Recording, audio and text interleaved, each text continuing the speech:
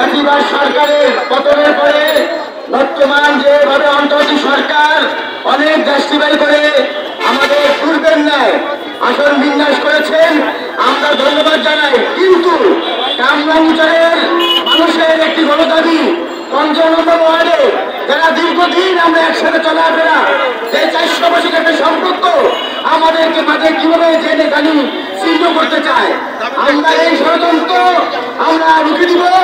আমরা দাবি জানাই ইসির কাছে যে আপনারা ৫৫, ৫৬, ৫৭ নম্বর নিয়ে ৭ আসনকে পুনর্বিন্যাস করুন, তাহলে ঢাকাবাসী আপনাদেরকে ধন্যবাদ জানাবে এবং সাধুবাদ জানাবে এবং আপনাদের সিদ্ধান্তকে কামরাঙ্গীরচরের ৫৫ নম্বর ওয়ার্ড, ৫৬ এবং ১৭ নম্বর ওয়ার্ডের দীর্ঘদিনের যে রক্তের সম্পর্ক, আত্মার সম্পর্ক, বন্ধনের সম্পর্ক, সেই সম্পর্ক বজায় থাকবে ইনশাআল্লাহ। কামরাঙ্গীরচরের মানুষ দীর্ঘদিন ধরে একে একটি বন্ধনে ছিল, যে বন্ধন থেকে আমাদের ৫৫ নম্বর ছুটে যাক আমরা কখনো চাই না। আমাদের অনেক আত্মীয় স্বজন যারা আছে ৫৫ নম্বর ওয়ার্ডে, তারা দাবি করছে ভাই আপনার পাশে সাথে আমরা চলে গেলাম পাশে। এটা কেন? আমরা একই দাবি জানাই ইসির কাছে, বাংলাদেশ অন্তর্বর্তীকালীন সরকারের